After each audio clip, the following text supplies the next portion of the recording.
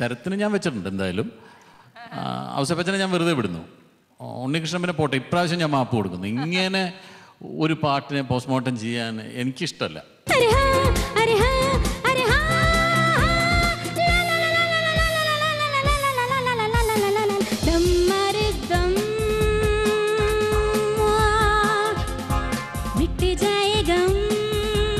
Especially Adirida voice, you know, it really took me back to the 60s. താമരത്താരിതളായി നിൻ കണ്ണിൽ കണ്ണൊരു പൊൻകണിയായി നിന്നാണം കാർമേഘം മായുന്നു മാലയം മൂടുന്നു മഞ്ജിര സിഞ്ചിര സരിഗമ മൂളിപ്പാടി. എത്ര ദിവസം കളഞ്ഞതിന് വേണ്ടി, എത്ര എക്സാം തോറ്റ് നിങ്ങൾ ഈ പാട്ട് പഠിക്കാൻ വേണ്ടി? കേൾക്കുന്നവർക്ക് നമുക്കിവിടെ ചങ്ക് പൊട്ടിപ്പോയി, അതേമാതിരി നിർത്തി.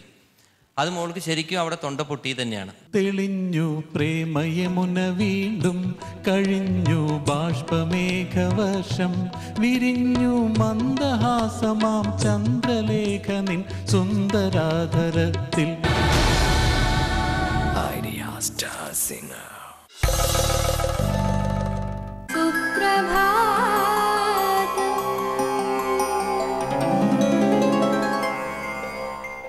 സുപ്രഭാതത്തിലേക്ക് വീണ്ടും സ്വാഗതം.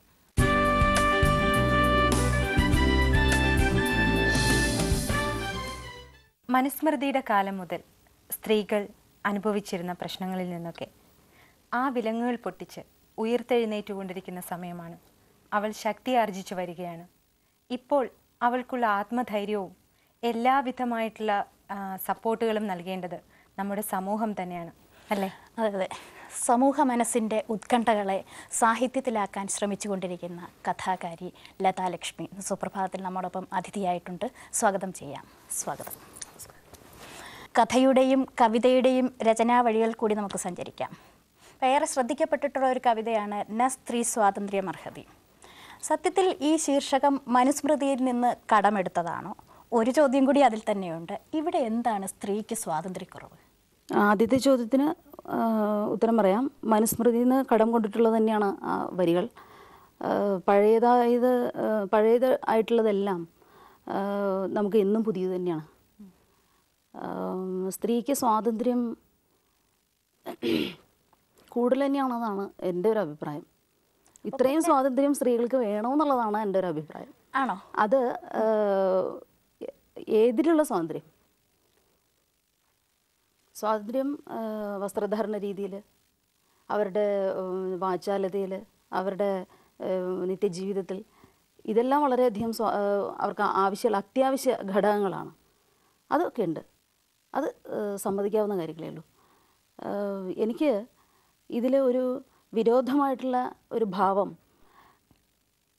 എൻ്റെ ഒരു അഭിപ്രായത്തിൽ പ്രകടിപ്പിക്കാനാണെങ്കിൽ, ഇവരുടെ ഈ വസ്ത്രധാരണ രീതിയിലുള്ള ഈ അമിത സ്വാതന്ത്ര്യം, പിന്നെ പ്രണയിക്കാനുള്ള ഒരു സ്വാതന്ത്ര്യം ഇല്ലാത്തൊരവസ്ഥ, സ്വതന്ത്രമായ രതി, ഇതൊക്കെയാണെന്ന് ഞാൻ വിചാരിക്കുന്നത്. അതിനൊക്കെയാണ് സ്വാതന്ത്ര്യം ഇല്ലാത്തതെന്ന് തോന്നുന്നു. അപ്പോൾ ചോദിക്കും, ഈ സദാചാരത്തിൻ്റെ പ്രശ്നം. നമ്മൾ ഈ സദാചാരത്തെ കൂട്ടുപിടിക്കുമ്പോൾ മനഃപൂർവ്വമായിട്ടുള്ള ചില ഡയലക്റ്റിക്കലായിട്ടുള്ള മനോഭാവമുണ്ട് മലയാളികൾക്ക് പൊതുവെ. അത് നമ്മളുടെ ഒരു വശത്ത് സാംസ്കാരിക ഔന്നത്യത്തിൽ നിൽക്കുമ്പോൾ മറ്റൊരു സ്ഥലത്ത് സാംസ്കാരികമായ അപചയത്തിലേക്ക് നമ്മൾ പോകും. സമ്പൂർണ്ണ സാക്ഷരത നേടിയെന്ന് പറയുമ്പോൾ തന്നെ അക്ഷരം എഴുതാനും വായിക്കാനും അറിയാത്ത ആളുകൾ കേരളത്തിലുണ്ട് എന്നുള്ള സത്യം നമ്മൾ മറക്കുന്നു. വളരെയധികം എഡ്യൂക്കേറ്റഡ് ആയിട്ടുള്ള ആളുകളാണ് നമ്മൾ, പക്ഷേ നമ്മൾ തീർത്തും അന്ധവിശ്വാസികളാണ്. അപ്പോൾ ഇതൊക്കെ സംസ്കാരത്തിൻ്റെ ഭിന്നഭാവങ്ങളാണ്. ഞാൻ നേരത്തെ പറഞ്ഞ ഡയലക്റ്റിക്കലായിട്ടുള്ള മനോഭാവം, ചിന്താഗതിയിൽ വരുന്ന വിരോധാഭാസം. അപ്പോൾ അന്ധവിശ്വാസികളായത് ആണെന്ന് പറഞ്ഞത് ഏതർത്ഥത്തിലാണ്? അന്ധവിശ്വാസികൾ എന്ന് പറയുമ്പോൾ നമ്മൾ വളരെ എഡ്യൂക്കേറ്റഡ് ആയിട്ടുള്ള എല്ലാ ആളുകളും തന്നെ കൊച്ചു കൊച്ചു കാര്യങ്ങൾക്ക് മന്ത്രവാദവും അതിനൊക്കെ കൂട്ടുപിടിക്കുന്ന ആളുകൾ തന്നെയാണ്. ഇപ്പോൾ പറഞ്ഞില്ലേ, അന്ധവിശ്വാസങ്ങളെ പറ്റിയും മതാചാരങ്ങളെ പറ്റിയും ഒക്കെ പറഞ്ഞു. ഈശ്വര വിശ്വാസത്തെ പറ്റിയും എൻ്റെ ഈശ്വര സങ്കല്പം എന്ന് പറഞ്ഞിട്ട് ഒരു കവിത, എൻ്റെ ക്ഷേത്രം. അപ്പോൾ അതിൽ എന്താണ് കഥാകാരിയുടെ അല്ലെങ്കിൽ കവയിത്രിയുടെ ലതാലക്ഷ്മിയുടെ ഈശ്വര വിശ്വാസത്തെ പറ്റിയുള്ളൊരു ആശയം എന്താണ്? ഈ പ്രകൃതിയെ ദേവിയായി കാണുന്ന പ്രകൃതിയെ ഈശ്വരനായി, പ്രപഞ്ചത്തെ ദൈവമായി കാണുന്ന ഒരു ആ ഒരു വിശ്വാസമാണ് എനിക്കുള്ളത്.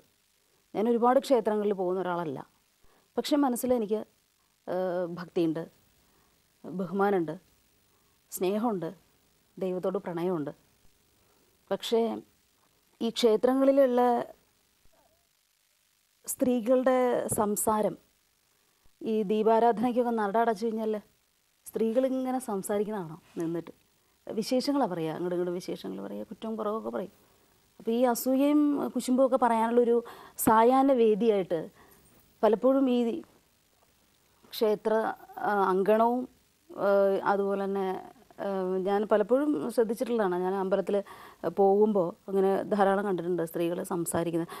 അവിടെ പോലും ഒരു അച്ചടക്കം പാലിക്കാൻ സ്ത്രീകൾക്കാവണില്ല എന്നുള്ളതാണ്. അത് വിശേഷങ്ങൾ പറയാനുള്ളൊരു വേദിയാക്കി അതിന് കുറച്ച് സദസ്സുണ്ടാവും. അപ്പോൾ ക്ഷേത്രങ്ങൾക്ക് ഒരു അച്ചടക്കം വേണം. ക്ഷേത്ര അങ്കണത്തിലും ക്ഷേത്രത്തിലെ നമ്മൾ ഭക്തി എന്ന് പറയുന്നത് അതാണ്. അതുകൊണ്ടാണ് ആ കവിതയിൽ അങ്ങനെ പ്രതിപാദിച്ചത്, എൻ്റെ ക്ഷേത്രം എന്ന് പറയുന്നത് എൻ്റെ മനസ്സാണ്. ഞാൻ പ്രതിഷ്ഠിച്ച വിഗ്രഹം, ഞാൻ ആരാധിക്കുന്ന വിഗ്രഹം, ഞാൻ തന്നെയാണ് അവിടുത്തെ പൂജാരിണിയും ഭക്തയും. അവിടെ അദ്ദേഹം തരുന്ന പ്രസാദവും എനിക്ക് മാത്രമുള്ളതാണ്. അതൊരു സ്വാർത്ഥതയല്ല, എൻ്റെ ഒരു ആഗ്രഹമാണത്. ഒരു പക്ഷേ വ്യാമോഹമായിരിക്കാം. ഇപ്പോൾ പറഞ്ഞില്ലേ ഈ ക്ഷേത്രാങ്കണങ്ങൾ പലപ്പോഴും ചർച്ചാവേദികളായി മാറുന്നു എന്ന്. എല്ലാ ക്ഷേത്രങ്ങളും ഇല്ല. ഇങ്ങനെ വരുമ്പോൾ ഇപ്പോൾ ചർച്ച ചെയ്തില്ലെങ്കിൽ, മനുഷ്യർ അങ്ങോട്ടും ഇങ്ങോട്ടും മനസ്സ് തുറന്ന് സംസാരിച്ചില്ലെങ്കിൽ അവിടെ ഒരു ആശയവിനിമയ കുറവ് ഉണ്ടാവില്ലേ? അപ്പം അങ്ങനെ വരുന്നത് അത് നമ്മൾ കുറ്റം പറയേണ്ട ഒരു വസ്തുതയാണോ? കുറ്റം പറയേണ്ട വസ്തുത എന്ന് പറഞ്ഞാൽ ഞാൻ മറ്റൊന്ന് പറയാൻ ആഗ്രഹിക്കുക. കാരണം ഈ ലോഡ് ഷെഡിങ് ഇപ്പോൾ ഒരു വലിയ ഗുണമാണ്.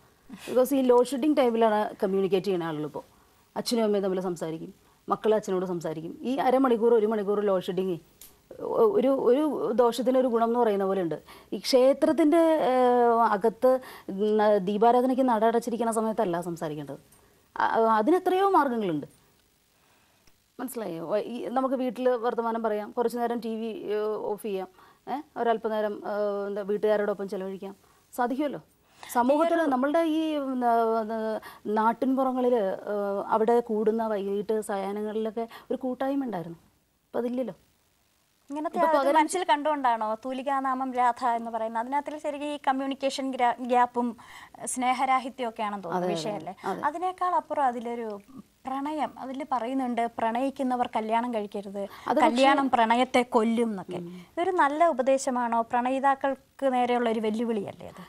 ഇത് ഒരു ഡിബേറ്റായിട്ടല്ല നമ്മൾ ആ കഥ എഴുതിയത്. നമ്മുടെ ഓരോ കഥകളും നമ്മുടെ ഓരോ സ്വപ്നങ്ങളാണ്. ഞാൻ ആഗ്രഹിക്കുന്നത് ഈ ജാനകി എന്ന് പറയുന്ന കഥാപാത്രം അങ്ങനെ സംസാരിക്കുന്നവളാണ്.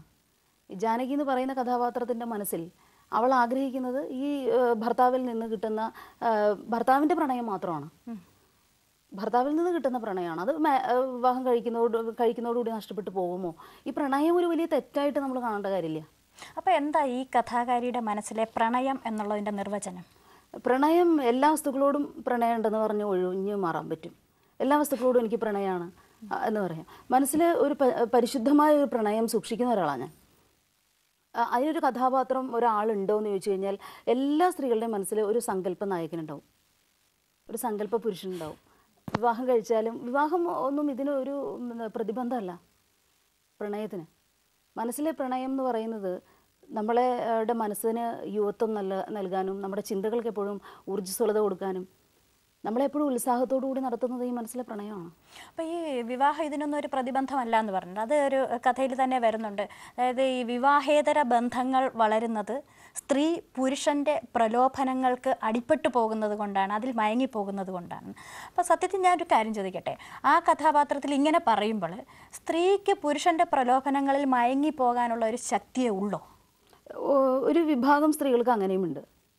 വളരെ കരുത്താർജിക്കുന്ന, ഒരേ സമയം തന്നെ അഗ്നിയായിട്ടും കൊടുങ്കാറ്റായിട്ടും ഇളങ്കാറ്റായിട്ടും ഒക്കെ മാറാൻ സ്ത്രീകൾക്ക് സാധിക്കും. അത് പറഞ്ഞപ്പോൾ വേറെ ഒരു കാര്യം, അതേ കഥയിൽ തന്നെ വീണ്ടും പറയുന്നുണ്ട് സ്ത്രീ അഗ്നിയാണ്, അവളിൽ ദഹിച്ചു പോയാൽ പുനർജന്മം പോലും ഉണ്ടാകുന്നില്ല. എന്താ ഈ വൈരുദ്ധ്യം എങ്ങനെ കൊണ്ടുനടക്കും? അത് ഏതൊരു വ്യക്തിക്കും ഈ വൈരുദ്ധ്യാത്മകത ഉണ്ട് ചിന്തകളിൽ. ഏതൊരു വ്യക്തിക്കും ഇങ്ങനെ ഒരേ സമയം തന്നെ ഈ സാരി എനിക്ക് ചേരുമോ എന്ന് ചോദിക്കുമ്പോൾ നെക്സ്റ്റ് മൂമെൻറ്റിൽ ഞാൻ ചോദിക്കും ഇതെനിക്ക് അത്ര ചേരണില്ല അല്ലേ എന്ന്. നാച്ചുറലി അങ്ങനെ ഉണ്ടാവും. അത് വൈരുദ്ധ്യാത്മകമായിട്ടുള്ള സമീപനമുണ്ട്. അത് ആ കഥാപാത്രത്തിൻ്റെ പ്രത്യേകതയാണ്. ആ കഥാപാത്രം സംസാരിക്കുന്നത് അങ്ങനെയാണ്. നേരത്തെ പറഞ്ഞല്ലോ ഇപ്പോൾ വിവാഹബന്ധം, അതായത് പ്രണയിക്കുന്നവർ വിവാഹം കഴിക്കരുതെന്ന്. സമൂഹത്തിൻ്റെ ഒരു കെട്ടുറപ്പ് വിവാഹത്തിലൂടെ ഉണ്ടാവുമെന്ന് വിശ്വസിക്കുന്നുണ്ടോ? അല്ലെങ്കിൽ വിവാഹം അപ്പോൾ എങ്ങനെ പറയാൻ പറ്റും? നമ്മൾ ഈ കഥാകാരിയുടെ അഭിപ്രായങ്ങളല്ല കഥാപാത്രങ്ങളുടെ അഭിപ്രായങ്ങൾ. കഥാകാരി പറയുന്നതെല്ലാം കഥാകാരിയുടെ ജീവിതവുമായിട്ട് ബന്ധപ്പെട്ട വാർത്തകളല്ല, വർത്തമാനങ്ങളല്ല. നമ്മൾ ഞാൻ ഏഷ്യാനെറ്റ് ചാനൽ മാതിരിയാണ്, ഈ നിഷ്പക്ഷ നിലപാടെടുക്കുന്ന ഒരാളാണ് ഞാൻ. പുരുഷൻ്റെ ഭാഗത്തുമില്ല, സ്ത്രീയുടെ ഭാഗത്തുമില്ല. എന്നാൽ ഞാൻ രണ്ടുപേരുടെയും ഭാഗത്തുണ്ട്.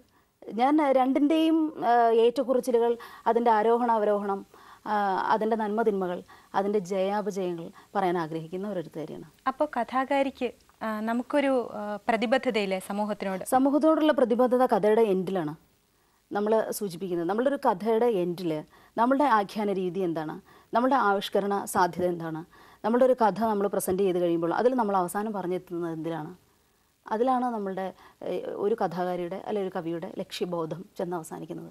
ഇപ്പോൾ പറഞ്ഞില്ലേ ലക്ഷ്യബോധം ചെന്ന് അവസാനിക്കുന്നു.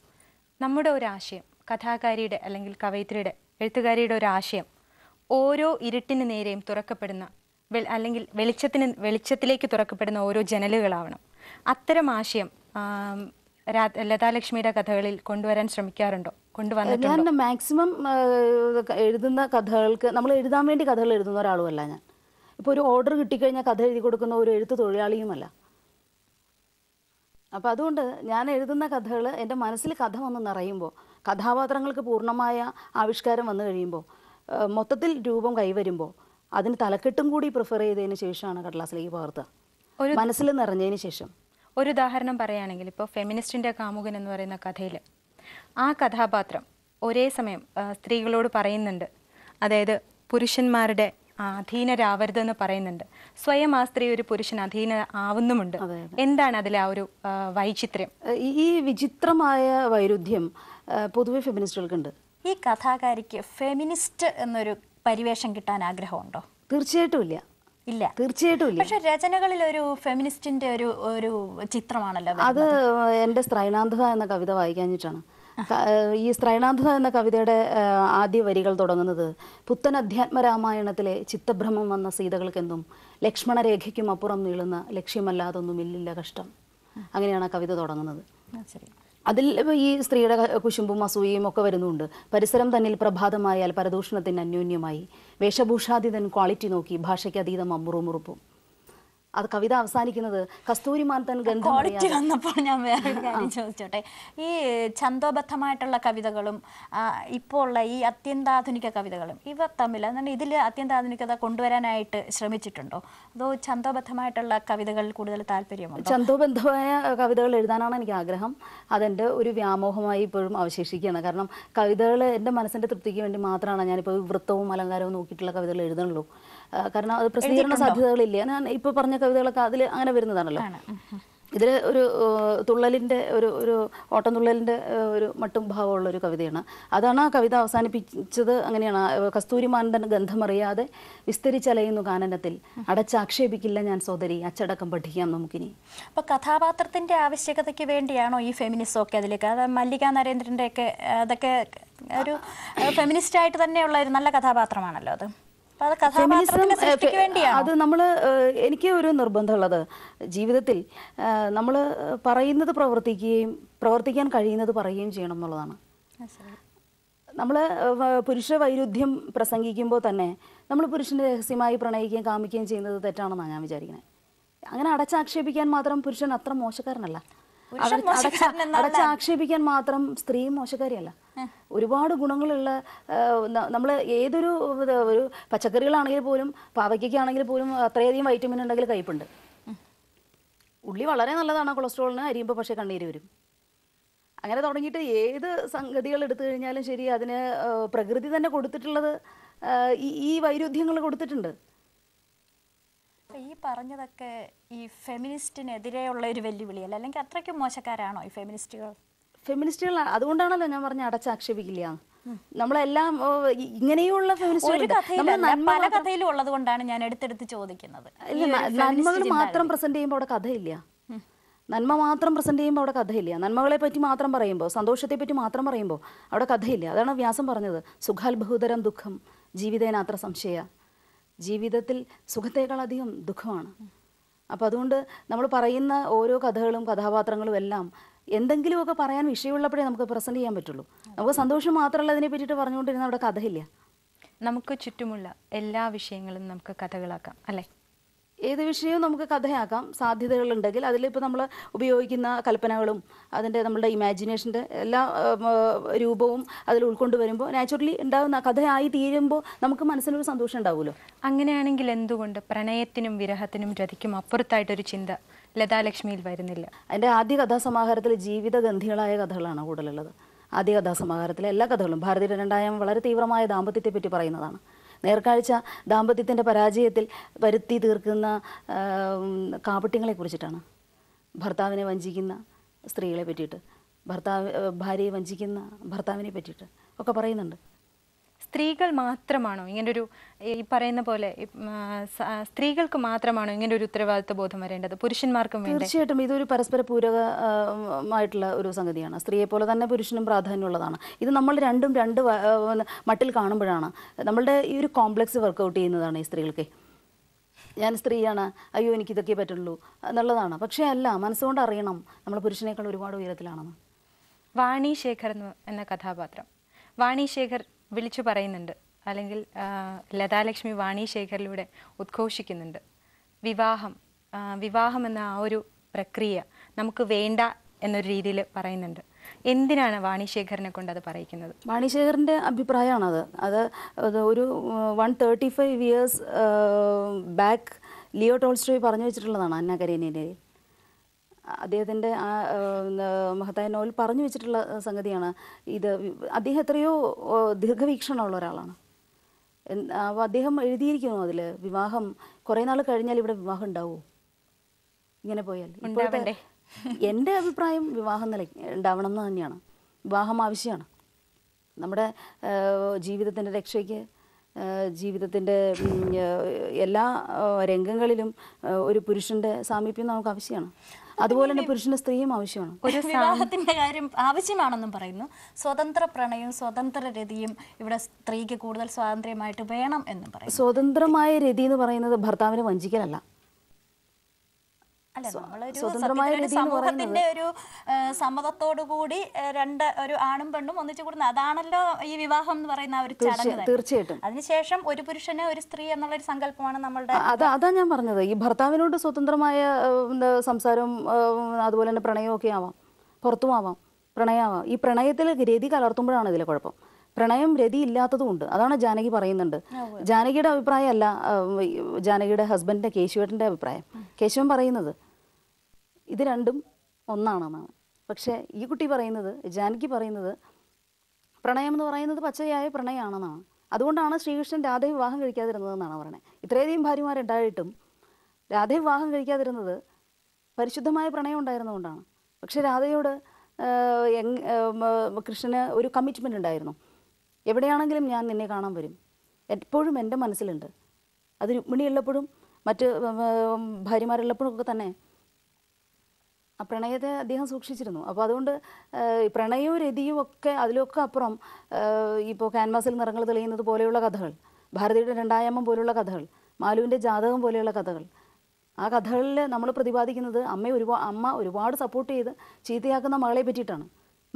മകൾക്ക് ഒരു സെൽഫ് സെൻറ്റേർഡ് അല്ലാത്ത രീതിയിൽ, ആ രീതിയിൽ വളരെ സ്വാർത്ഥമതിയായ അമ്മ. ആ കഥകളിൽ ഒരു 10-12ഓളം കഥകളുണ്ട്. അതെല്ലാം ജീവിതഗന്ധികളായ കഥകളാണ്. കേവലം 1-2 കഥകളെ വിമർശിക്കുന്ന ഒരു സമീപനത്തെ പറ്റിയിട്ട് എനിക്ക് എത്രമാത്രം അഭിപ്രായമുണ്ട് എന്നുള്ളത് എനിക്ക് ശങ്കിച്ച് ചിലപ്പോൾ പറയേണ്ടതായി വരും.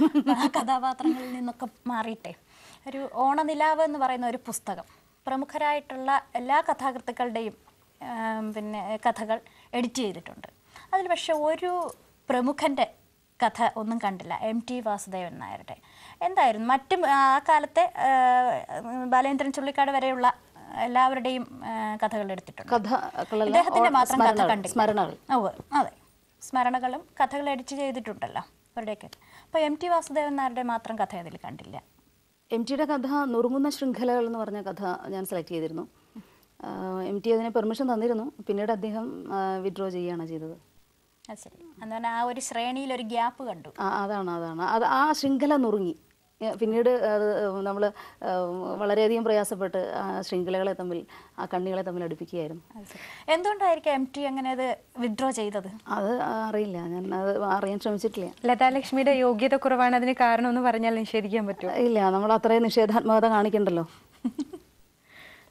എഴുത്തിലാണല്ലോ നമ്മളുടെ നിഷേധാത്മകത എഴുത്തിലും കാണിക്കേണ്ട കാര്യമില്ല. നമ്മൾ പ്രതികരിക്കുന്നു എന്നേ ഉള്ളൂ. പ്രതികരണം ഇപ്പോൾ വയലാർ എഴുതിയിട്ടുള്ള പോലെ തൂലിക നമ്മൾ എന്തെങ്കിലും ചെയ്യാൻ പറ്റും എന്നുള്ളതല്ല, നമുക്ക് എന്തെങ്കിലും ചെയ്യാൻ പറ്റുമോ എന്നുള്ളതേ ഉള്ളൂ.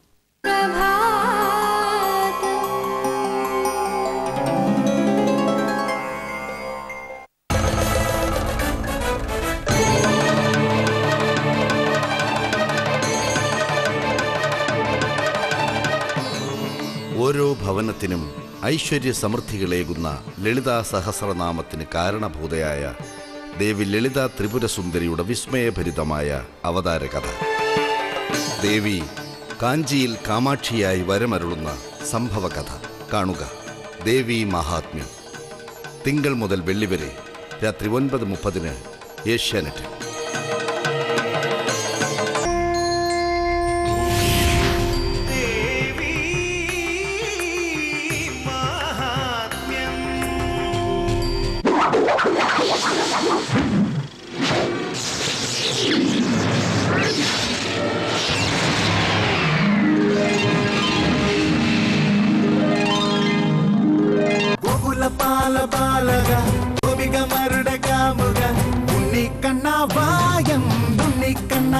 പക്ഷേ ഇതൊന്നും ആയിരുന്നില്ല കൃഷ്ണൻ.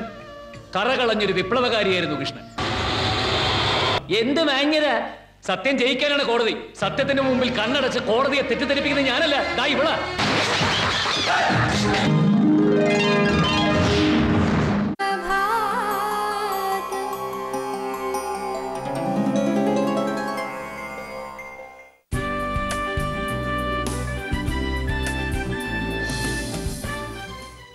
സ്ത്രീയുടെ സമത്വം പ്രണയത്തിലും രതിയിലും മാത്രം മതിയോ? പ്രണയത്തിലും രതിയിലും മാത്രം പോരാ എന്നുള്ളതാണ്. ഓരോരുത്തരുടെയും ജീവിതത്തെ അടിസ്ഥാനപ്പെടുത്തിയല്ലേ ഇതൊക്കെ. ഓരോരുത്തരുടെയും ജീവിതത്തെ അടിസ്ഥാനപ്പെടുത്തിയാണ്. നമ്മൾ ഈ പുരുഷനെ വെല്ലുവിളിക്കാൻ നിൽക്കുന്ന സമയത്ത് അവനെ സ്നേഹിച്ച് വശത്താക്കാൻ ശ്രമിക്കണം. മനസ്സിലായില്ലേ? അതുപോലെ തന്നെ വശത്താക്കാൻ ശ്രമിക്കുക, അങ്ങനെയാണ് ഒരു യുദ്ധതന്ത്രം പുരുഷന്റെ നേർക്ക് പ്രയോഗിക്കേണ്ട കാര്യമില്ല. അത് സ്ത്രീയുടെ നേർക്ക് പുരുഷനും പ്രയോഗിക്കേണ്ട കാര്യമില്ല. ഈ പ്രകൃതിയിൽ പക്ഷേ പുരുഷന് കൊടുത്തിട്ടുള്ള പ്രയോറിറ്റിക്ക് എനിക്ക് എന്നും അത്ഭുതമാണത്. പക്ഷേ ഈ വിശാലമായ വിഹായസിൽ വരുന്ന നിറക്കൂട്ടുകളുടെ ആ ഒരു വൈവിധ്യം ഉണ്ടല്ലോ, ആ വൈജാത്യത്തിൽ നിന്നുകൊണ്ട് ഈ ചായക്കൂട്ടുകൾക്ക് വരുന്ന മാറ്റം പോലെയാണ്. ആകാശത്ത് വരുന്ന ആ വ്യത്യാസമുണ്ട്. ചിലപ്പോൾ നീലയാവും, കാർമേഘം വരുമ്പോഴുള്ള നിറമല്ല, പിന്നെ കുറേ കഴിയുമ്പോഴേക്കും എന്തൊരു വർണ്ണ വ്യത്യാസമാണ്, ഇത്രയും നിറച്ചാർത്ത്, എന്തൊരു വലിയ ക്യാൻവാസാണ് ആകാശം. പ്രകൃതി തന്നെ എന്തെല്ലാം വ്യത്യസ്തമായ ഭാവങ്ങളാണ് പ്രകടിപ്പിക്കുന്നത്. ഈ ഭാവങ്ങളാണ് സ്ത്രീകളിൽ ഞാൻ കണ്ടിട്ടുള്ളത്. ഞാൻ കൂടുതൽ ഇടപഴകുന്നതും സ്ത്രീകളുമായാണ്. സ്ത്രീകളുടെ കഥകൾ കേൾക്കാൻ, അവരുടെ ജീവിതം എന്താണെന്ന് അറിയാനൊക്കെ ഞാൻ ശ്രമിച്ചിട്ടുണ്ട്. എത്രയോ പാവപ്പെട്ട ആളുകളുടെ, നമ്മൾ സത്യത്തിൽ ഒരു അന്ധമായ സുഖഭോഗങ്ങളുടെ ഉപാസകരാണ് സ്ത്രീകൾ. പൊതുവെ ആഡംബരപ്രിയരായിട്ടുള്ള സ്ത്രീകൾ, ആഡംബരത്തിന് വേണ്ടി പുരുഷനെ വളരെയധികം ധിക്കരിക്കുന്ന ആളുകൾ, ഒന്നുമല്ലാതെ. പക്ഷേ അത്രയും അധികം സ്നേഹത്തോടു കൂടി എത്രയും മനോഹരമായിട്ടാണ് സ്ത്രീയുടെ ചിന്തകൾ. ഇതൊന്നും അല്ലാതെ താഴേക്കിടയിലെ സ്ത്രീകൾ എന്തുകൊണ്ട് കാണുന്നില്ല? അതുകൊണ്ടാണ് ഒരു കുടുംബം നിലനിർത്താൻ വേണ്ടിയിട്ട് അങ്ങേയറ്റം കഷ്ടപ്പെട്ട്, ആഡംബരത്തിനൊക്കെ, ആഡംബരമൊന്നും അവർക്കൊന്നുമല്ല, എങ്ങനെ കുട്ടിയെ നോക്കാം, എങ്ങനെ വീട്ടിൽ തളർന്നു കിടക്കുന്ന ഭർത്താവിനെ നോക്കാം എന്ന് വിശ്വസിക്കുന്ന ഒത്തിരി സ്ത്രീകൾ നമ്മുടെ സമൂഹത്തിലുണ്ട്. എന്തുകൊണ്ട് ലതാലക്ഷ്മി അവരെ കാണുന്നില്ല? അത്തരം കഥകൾ ആദ്യത്തെ കഥാസമാഹാരത്തിലുണ്ട്. 2-3 കഥാപാത്രങ്ങൾ അത്തരം രീതിയിൽ ചിത്രീകരിച്ചിട്ടുണ്ട്. കുടുംബത്തിന് വേണ്ടി കഷ്ടപ്പെടുന്ന മാലിനി എന്ന് പറയുന്ന കഥാപാത്രം, അതുപോലെ തന്നെ ഭർത്താവ് മരിച്ചിട്ട് മകനെ പഠിപ്പിച്ച് ജോലിക്കാരനാക്കി വിവാഹം കഴിപ്പിച്ച് അങ്ങനെയൊക്കെ ചെയ്യുന്ന നല്ല ഉത്തരവാദിത്തമുള്ള ഒരു അമ്മയായി മാറുന്ന ഭാരതി ടീച്ചർ. യഥാർത്ഥ ജീവിതത്തിൽ നമ്മുടെ ചുറ്റുപാടും കാണുന്ന അങ്ങനെ ആരെയെങ്കിലും റിയൽ ലൈഫിലെ ആരെയെങ്കിലും കഥാപാത്രമാക്കിയിട്ടുണ്ടോ? കഥാപാത്രം പൂർണ്ണമായും ആക്കിയിട്ടില്ല. ചില മാനറിസംസ് ഒക്കെ എഡിറ്റ് ചെയ്യും. ഇപ്പോൾ നമ്മൾ എനിക്ക് കുട്ടിയായിരിക്കുമ്പോൾ മുതൽ പൊതുവെ ആളുകൾ പറയുന്നതാണ് ഒരു ഒബ്സർവേഷൻ്റെ ഒരു അതിപ്രസരം തന്നെ ഉണ്ട്. അപ്പോൾ ഈ കീനായിട്ട് ഒബ്സർവ് ചെയ്യും. ആരും കാണാത്തതൊക്കെ ഞാൻ കണ്ടുപിടിക്കും. അപ്പോൾ എന്താ പ്രശ്നം എന്ന് പറഞ്ഞു കഴിഞ്ഞാൽ വലിയ ബുദ്ധിമുട്ടാണ്. കാണണ്ടാത്ത കാഴ്ചകളും കാണും, കേൾക്കണ്ടാത്തതും ഒക്കെ കേൾക്കും. അങ്ങനെയുള്ള ഒരു കുഴപ്പമുണ്ട്. അപ്പോൾ ഇതെല്ലാം നമുക്ക് എഴുത്തിനെ വലിയ ഗുണം ചെയ്യും. ഒരു കഥാപാത്രം മനസ്സിലേക്ക് വരുമ്പോൾ നാച്ചുറലി അതിൽ നിന്നൊക്കെ എടുത്തിട്ട് ഇങ്ങനെ നമ്മൾ ചേർക്കാറുണ്ട്. അപ്പോൾ അങ്ങനെ ഒരാളെ അങ്ങനെ തന്നെ ചിത്രീകരിക്കില്ല. ഈ മോനൂട്ടനൊക്കെ അങ്ങനെ എങ്ങനെയെങ്കിലും ഏതെങ്കിലും കുട്ടിയെ കണ്ടങ്ങനെ സ്വാധീനിച്ചതാണ്? അത് തന്നെ സ്വാധീനിച്ചിട്ടുണ്ട്. ശരിയാണ്. കൃത്യമായി ആ കഥ വായിക്കുമ്പോൾ. അതേപോലെ തന്നെ മറ്റ് സാഹിത്യകാരന്മാർ ആരൊക്കെ സ്വാധീനിച്ചിട്ടുണ്ട് രചനയിൽ? എന്നെ കൂടുതൽ സ്വാധീനിച്ചിട്ടുള്ളത് ഞാൻ കുട്ടിക്കാലം മുതലേ എൻ്റെ ഒരു ആരാധനാപാത്രമായി മാറിയിട്ടുള്ള VKN ബഷീറിൻ്റെ കഥകളും VKൻ്റെ കഥകളും വളരെയധികം സ്വാധീനിച്ചിട്ടുണ്ട്. അത് സ്വാധീനിക്കലും മാത്രമല്ല, എനിക്ക് ആ നർമ്മബോധം, ജീവിതത്തെ പറ്റിയിട്ട്, ജീവിതത്തിൻ്റെ പച്ചയായ അനുഭവത്തെ പറ്റിയിട്ട് ഒക്കെ. ഞാൻ ഈ പാവപ്പെട്ട സ്ത്രീകളുടെ ഒപ്പം പോയിട്ട് ഭക്ഷണമൊക്കെ കഴിക്കുന്ന ആളാണ്. അവരുടെ കൂടെ പോയിട്ടേ അവരുടെ ബ്രേക്ക്ഫാസ്റ്റ് എന്നൊക്കെ പറയുന്നത് നമ്മളിവിടെ വളരെ ലാവിഷായിട്ട് ഇഡ്ഡലിയും ദോശയും പുട്ടും ഒക്കെ ഇങ്ങനെ കഴിക്കുമ്പോൾ അവർ കഴിക്കുന്നത് എന്താണെന്നോ അത് നമ്മളറിയണം. അവർ ഇപ്പോൾ ഈ കുട്ടി പറഞ്ഞ മതി, അവർ കഞ്ഞി രാവിലെ ഉച്ചയ്ക്കും വൈകിട്ടും രാത്രിയിലും ഒക്കെ ഒരു ദിവസം കഞ്ഞി കഴിക്കാം, ഒരു വർഷം കഴിക്കാൻ പറ്റും. അങ്ങനെ കഴിക്കുന്നവരുണ്ട്. അവരുടെ കഥാപാത്രം വരാൻ വൈകിപ്പോയി എന്നൊരു അഭിപ്രായമുണ്ട്. അങ്ങനത്തെ ഒരു കഥാപാത്രം ഇങ്ങനെ കൂടെ പോയി അവരുമായിട്ട് എല്ലാം ഷെയർ ചെയ്യുന്ന ഒരാളായിട്ടും അങ്ങനത്തെ ഒരു കഥാപാത്രം വരാൻ വളരെ വൈകിപ്പോയി എന്ന്. ഇല്ല, അങ്ങനെ ഒരു കഥാപാത്രം ഉണ്ട്. അങ്ങനൊരു കഥാപാത്രമുണ്ട്. അത് ഒരു കഥാപാത്രമുണ്ട്, ബീന എന്ന് പറഞ്ഞിട്ടൊരു കഥാപാത്രമുണ്ട്, രമണി എന്ന് പറഞ്ഞിട്ട്, രമണി ചേച്ചി എന്ന് പറഞ്ഞിട്ടൊരു കഥാപാത്രമുണ്ട്. അവർ ഇങ്ങനെ ഉള്ള ഒരു സ്ത്രീയാണ്. അതുപോലെ തന്നെ ഈ പിന്നാമ്പുറം എന്ന് പറയുന്ന ഒരു കഥയിൽ ഈ കീഴ്ജാതിക്കാരുടെ പ്രശ്നങ്ങൾ, കീഴ്ജാതിക്കാരിലുള്ള സംഗീതം, അത് വളർന്നു വരെ സംഗീതത്തിന് ജാതിയും മതമൊന്നുമില്ലല്ലോ. എന്തിനാണ് അല്ലെങ്കിൽ ഇവിടെ ജാതിയും മതവും ഉള്ളത്? ഒന്നിനും ജാതിയും മതവുമില്ല. അപ്പോൾ അത്തരം ഈ സംഗീതം അത്രയധികം ഉപാസിക്കുന്ന, അത്രയധികം സംഗീതത്തെ പ്രണയിക്കുകയും ആരാധിക്കുകയും ചെയ്യുന്ന, സംഗീതം ഉള്ളിലുള്ള ജന്മനാ തന്നെ സംഗീതം കിട്ടിയിട്ടുള്ള ഒരു കീഴ്ജാതിക്കാരൻ, അവൻ്റെ സംഗീതം ഈ ഇരുട്ടറയിലാണെന്ന് പറയുന്നുണ്ട്.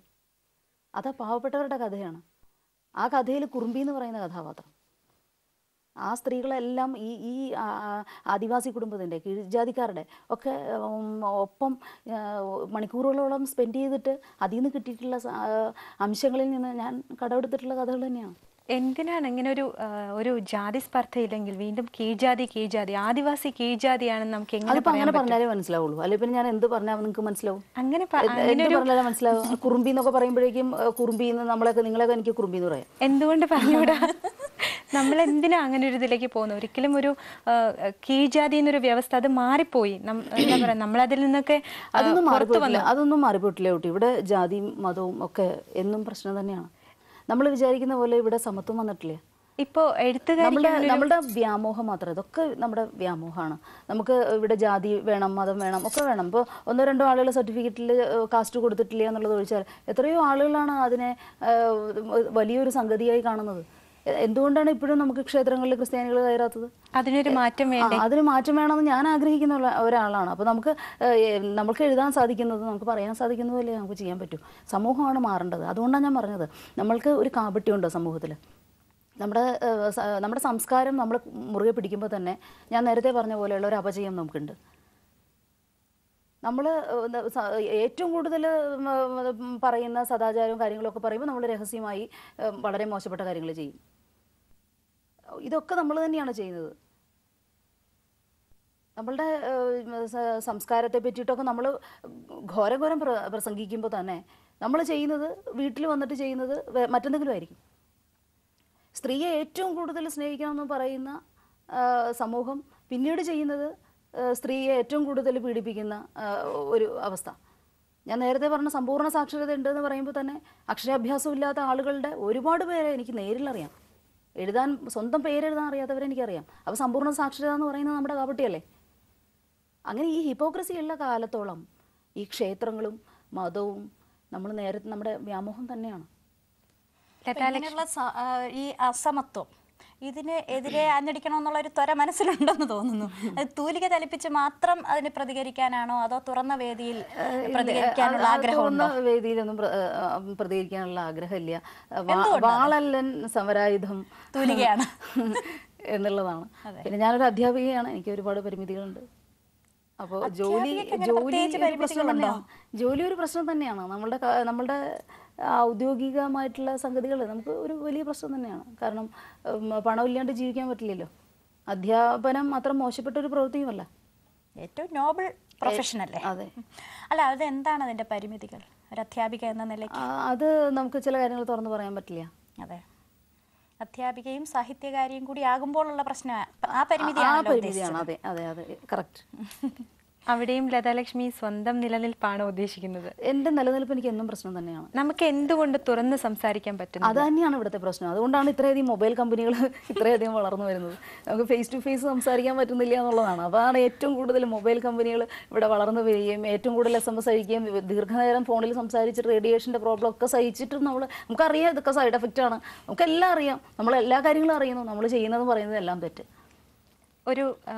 അതാണ് നമുക്ക് ഈ ഒരു സ്വാതന്ത്ര്യത്തിൻ്റെ ഒരു പ്രോബ്ലമാണ് ഇവിടെ ഉള്ളത്. നമുക്ക് ആരോടും എന്തും സംസാരിക്കാവുന്ന ഒരു സ്വാതന്ത്ര്യം ഇവിടെ വരണമെന്നേ ഉള്ളൂ എനിക്ക് ആഗ്രഹമുള്ളൂ. നമുക്ക് ആരോടും എന്തും സംസാരിക്കാനുള്ള സ്വാതന്ത്ര്യം. അതിൽ ഈ രതിയും പ്രണയവും ഒക്കെ നേരത്തെ പറഞ്ഞ പിന്നാമ്പുറത്ത് വരുന്ന സംഗതികളാണ്. ഈ മുൻപിൽ വരുന്നത്, മുൻവരാന്തയിൽ നിൽക്കുന്നത് ഇത്തരം കാര്യങ്ങളാണ്. ഏത് നമ്മളുടെ സ്വതന്ത്രമായി നമുക്ക് എന്തും സംസാരിക്കാനുള്ള ഒരു സ്വാതന്ത്ര്യമാണ് വേണ്ടത്. 6 മണി കഴിഞ്ഞാലോ 12 മണി കഴിഞ്ഞോ തട്ടുകടയിൽ നിന്ന് ദോശ വാങ്ങി സ്ത്രീകൾ കഴിക്കുക എന്നുള്ളതല്ല സ്വാതന്ത്ര്യം ഞാൻ ഉദ്ദേശിക്കുന്നത്. ഇത്രയും ശക്തമായൊരു ആയുധം കയ്യിലുണ്ട്. തൂലിക പോലെ ഇത്രയും ശക്തിയുള്ള ഒരു ആയുധം വേറെ ഇല്ല എന്ന് തന്നെ വിശ്വസിക്കുന്നു. അങ്ങനെ ആ തൂലിക കൊണ്ട് തൻ്റെ മനസ്സിലുള്ളതെല്ലാം തുറന്നു പറയാൻ പറ്റുമെന്നൊരു വിശ്വാസം ലതാലക്ഷ്മിക്കുണ്ടോ? നമ്മൾ പറയുന്നതിൽ കാര്യമില്ല, ഇത് എത്രമാത്രം ആളുകൾ അക്സെപ്റ്റ് ചെയ്യും എന്നുള്ളതാണ്. ഇപ്പം നമ്മൾ എഴുതുന്ന ഓരോ കാര്യങ്ങളും കഥ എഴുതി കഴിഞ്ഞാൽ പിന്നെ മറ്റുള്ളവരുടെയാണത്, വായനക്കാരുടെയാണത്. പറയുന്നല്ലോ സ്ത്രീക്ക് സ്വാതന്ത്ര്യക്കുറവില്ല എന്നും പറയുന്നു. സ്ത്രീക്ക് സ്വാതന്ത്ര്യക്കുറവുണ്ടെന്നല്ല പറഞ്ഞത്. ചോദ്യം അങ്ങനെ ആയിരുന്നില്ലല്ലോ. നമുക്ക് പൊതുവേ എല്ലാവരോടും സംസാരിക്കാനുള്ള ഒരു സ്വാതന്ത്ര്യം എന്നല്ലേ പറഞ്ഞത്. അപ്പോൾ അതുകൊണ്ട് സ്ത്രീക്ക് എല്ലാ കാര്യങ്ങളിലും ഇപ്പം നിങ്ങളൊക്കെ ഇങ്ങനെയൊക്കെ ആങ്കർ ചെയ്യണോ, ഇതൊക്കെ നേരത്തെ സാധിച്ചിരുന്നില്ലല്ലോ. അതല്ല, അപ്പോൾ സ്വാതന്ത്ര്യം ഇവിടെ വളരെയധികം ഉണ്ട്. ഏത് രീതിയിൽ വേണമെങ്കിലും വസ്ത്രം ധരിക്കാം. ഇന്നിപ്പോൾ ഒരു മാറുമറക്കരുത് സ്ത്രീകളെ ഒരു നിയമം വന്നു കഴിഞ്ഞാൽ ഏറ്റവും കൂടുതൽ സന്തോഷിക്കുക പുരുഷന്മാരെക്കാൾ സ്ത്രീകളായിരിക്കും. കാരണം സ്വയം പ്രദർശിപ്പിക്കാൻ അവർ അത്രയധികം ആഗ്രഹിക്കുന്നു. അത്രയധികം സ്ത്രീകൾ ഈ ഒരു എക്സിബിഷനിസം, അവരുടെ ഒരു ഷോ ഓഫ് ചെയ്യുന്ന ഒരു തരം ലൈഫ് വീണ്ടും സ്ത്രീയെ ഡിഗ്രേഡ് ചെയ്യുന്നത് പോലെ തോന്നുന്നു. അത് ഞാൻ ധാരാളം സ്ത്രീകളെ കാണും. ഇവരുടെ വസ്ത്രധാരണ രീതിയും അവരുടെ പെരുമാറ്റവും ഇതൊക്കെ കാണുന്നത് കൊണ്ടിട്ടാണ്. ഈ പുരുഷൻ വളരെ വെൽ ഡ്രസ്സിൽ നടക്കുന്നത് കണ്ടിട്ടില്ലേ?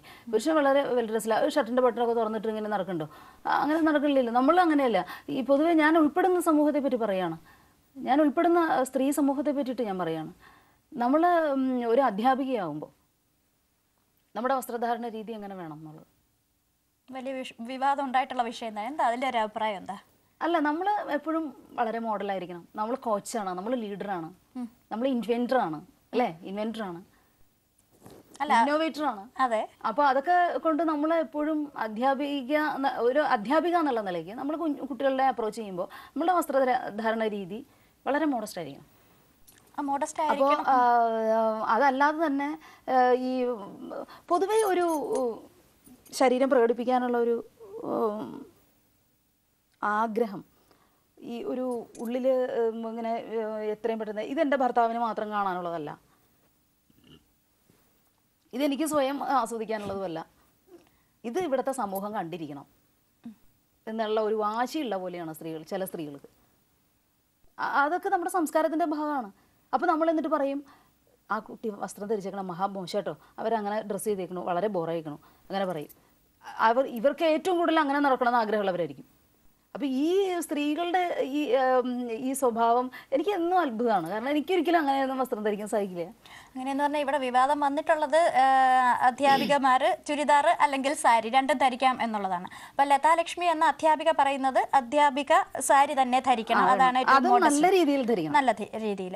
അപ്പോൾ എന്താ ഈ ചുരിദാർ? ഞാൻ ചോദിക്കട്ടെ, ഈ സാരി ഉടുക്കുന്നതിനേക്കാൾ ചുരിദാർ ഇടുമ്പോൾ എങ്ങും പ്രദർശിപ്പിക്കുന്നില്ലല്ലോ? ചുരിദാർ ഇടുമ്പോഴാണ് ഏറ്റവും കൂടുതൽ പ്രോബ്ലം എന്ന് എനിക്ക് തോന്നിയിട്ടില്ല. കാരണം ഈ ഒരു സ്ലിറ്റുള്ള ചുരിദാറാണല്ലോ ഇപ്പോൾ ഈ ഷോർട്ട്സ് ആയിട്ട്.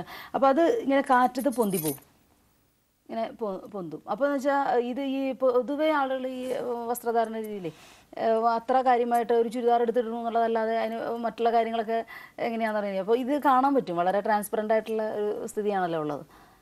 കുട്ടികളൊക്കെ എന്ന് പറഞ്ഞു കഴിഞ്ഞാൽ ഇപ്പോൾ ഒരു 6th സ്റ്റാൻഡേർഡ് കഴിഞ്ഞാൽ തന്നെ കുട്ടികൾ വളരെ അധികം എന്താ പറയുക, ജ്ഞാനസമ്പന്നരാണ് അവർ, ജ്ഞാനസമ്പന്നരാണ്. അപ്പോൾ നമ്മൾ അമ്മ, സഹോദരി, അധ്യാപിക, മകൾ, ഭാര്യ, മകൾ, ഇതൊക്കെ വ്യത്യസ്തമായി തന്നെ കാണേണ്ട ഒരു അവസ്ഥ ഉണ്ടല്ലോ അല്ലേ? നമ്മളുടെ ഭാര്യ എങ്ങനെയാണ്, നമ്മളുടെ മകൾ എങ്ങനെയാണ്, നമ്മുടെ മകളുടെ വസ്ത്രധാരണ രീതി എങ്ങനെയായിരിക്കണം, അതുപോലെ തന്നെ നമ്മൾ അധ്യാപികയെ കാണേണ്ടത് എങ്ങനെയാണ്, നമ്മളുടെ പ്രസവിച്ച അമ്മയെ കാണേണ്ടത് എങ്ങനെയാണ്, ഇതൊക്കെ നമ്മൾ എല്ലാം കൊണ്ടും നമ്മൾ സമൂഹത്തെ ആ രീതിയിൽ വേണം പ്രസൻറ്റ് ചെയ്ത് കൊടുക്കാൻ. സ്വാതന്ത്ര്യം ഉണ്ട് സ്ത്രീകൾക്ക്. ഇത്രയും സ്വാതന്ത്ര്യം കൊടുക്കുന്നത്, ഇവർ ഏറ്റവും കൂടുതൽ സ്വാതന്ത്ര്യം കാണുന്നത് എങ്ങനെ വേണമെങ്കിലും ഡ്രസ്സ് ചെയ്ത് റോഡിലേക്ക് ഇറങ്ങാം എന്നുള്ള മട്ടിലാണ്. അപ്പൊ സ്ത്രീക്ക് സ്വാതന്ത്ര്യം സ്വാതന്ത്ര്യ കുറവുണ്ടെന്നും പറയുന്ന ലതാലക്ഷ്മി ഈ സാമൂഹികമായിട്ട് ധാരാളം അസമത്വം ഉണ്ടെന്നും പറയുന്നു. അപ്പൊ ധാരാളം അസമത്വം ഇല്ല, ഇങ്ങനെ പ്ലെയിൻ ആയിട്ട് സംസാരിക്കാനുള്ള ഒരു വേദി ഇല്ല എന്നുള്ള ഒരു പ്രോബ്ലം ഉണ്ട് സ്ത്രീകൾക്ക്. അപ്പൊ ഈ മനസ്സിലുള്ള ആത്മരോഷങ്ങളെല്ലാം തന്റെ തൂലികയിൽ കൂടി ചലിപ്പിച്ച് സമൂഹത്തിനൊരു നല്ല വശം ഉൾക്കൊള്ളാനുള്ള അവസ്ഥ ഉണ്ടാകട്ടെ എന്ന് പ്രാർത്ഥിക്കുന്നു. ഞങ്ങളുടെ ആശംസകൾ.